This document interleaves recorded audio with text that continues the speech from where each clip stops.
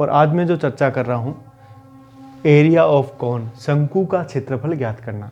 अब शंकु क्या होता है, यानी हमारे जोकर की जो टोपी होती है, बर्थडे केक जो काटते हैं उसके बाद में अपने बच्चे को टोपी पहनाते हैं, कैप पहनाते हैं, वो कैप की जो आकार होता है वो भी कैसा होता है, कोन के जैसा ही होता है, शंकु के जैसा होता है। या फिर मैं ऐसा कर सकता हूँ कि जैसे कोई भी पेज है मैंने ले लिया है और इसको मैं हल्का सा फोल्ड कर दूँ और इस तरह से बना दिया मैंने, ये जो डिज़ाइन बनेगी किसकी है, शंकु की है।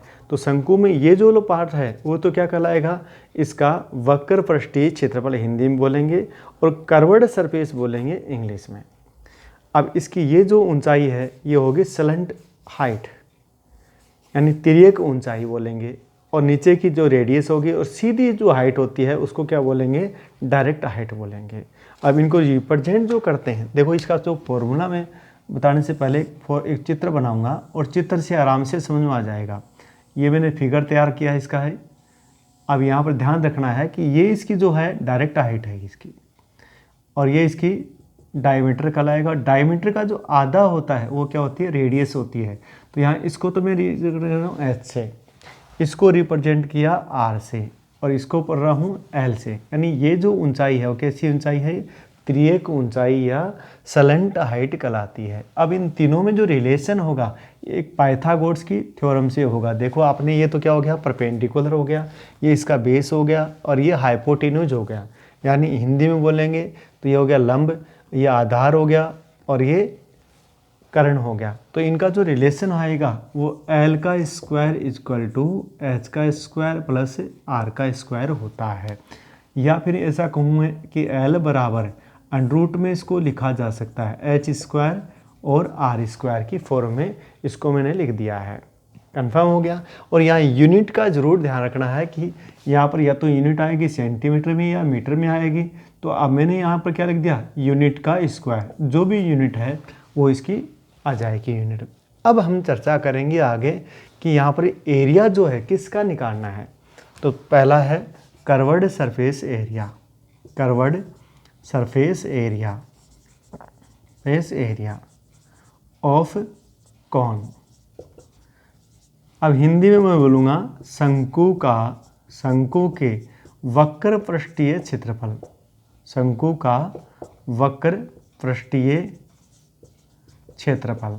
अब वक्र पृष्ठ जो है भाई बनने एक बात देखी, ये तो कैसी हाइट है, स्लंट हाइट है, और ये क्या है, इसकी रेडियस है। आपने पेज को जो फोल्ड किया है तो इस तरह से तो बना था ये, तो ये अपन आयत तो है ही नहीं, तो ये क्या हो गया, ये ही इसको आप घुमाओगे तो आयताकार नीचे का जो शेप ऐसा लगेगा कि आयत घूम रहा है कोई, ठीक है ना।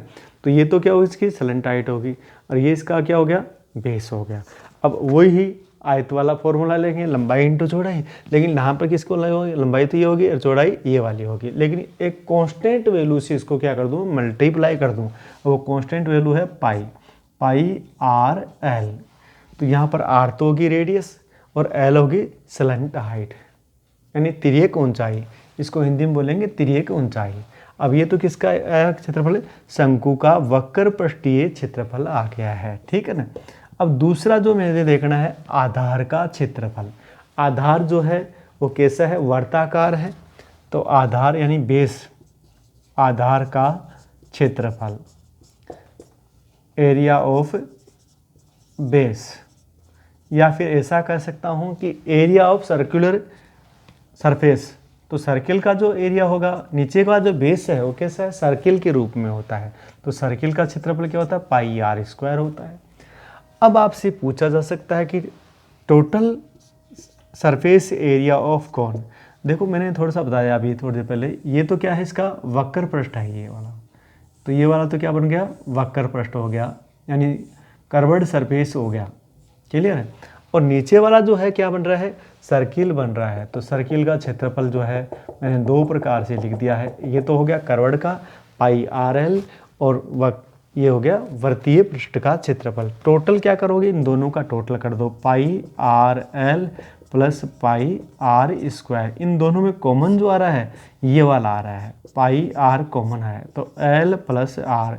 यदि टोटल सरफेस एरिया निकालना है तो इसको यूज करोगे।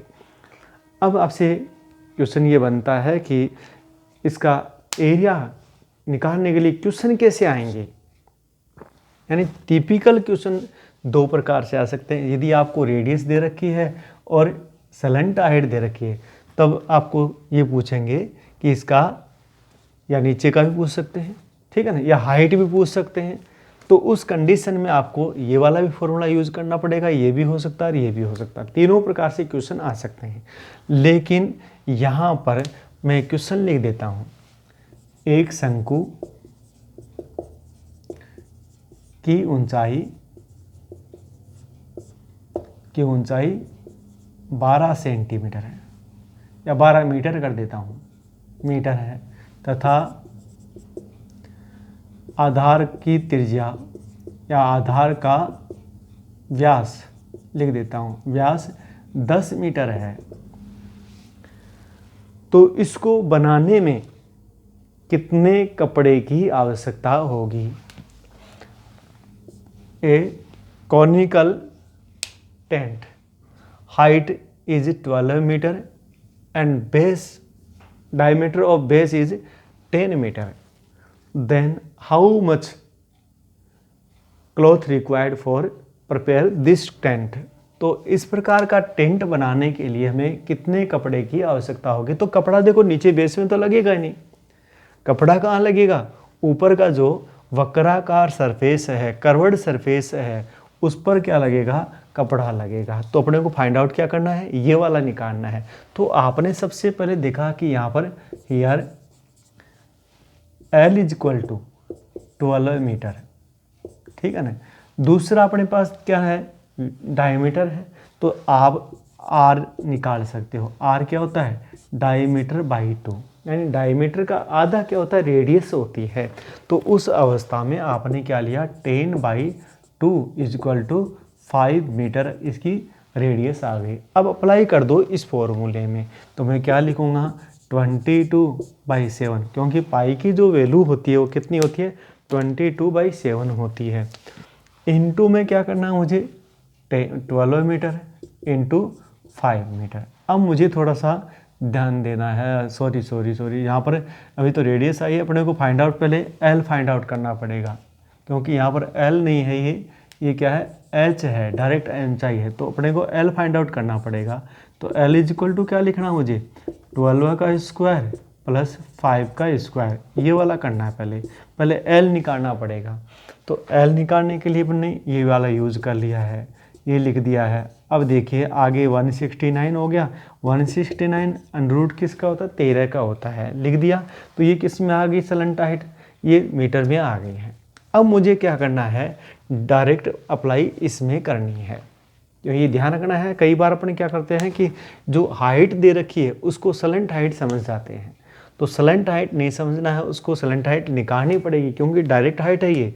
यदि यहाँ पर तिर्यक ऊंचाई शब्द होता तो ही अपने को यूज करना है। तो अब इसमें अप्लाई कर दो, यानी ये वाला यूज करना है। तो पाई की वैल्यू तो होगी 22/7। R अपने पास कितना है? 5, और L इतना है 13 है। तो पहले मैं इसको इससे मल्टीप्लाई करूँगा तो कितने हो गए? ये वाला आ गया, और 13 को इससे कर दिया मल्टीप्लाई।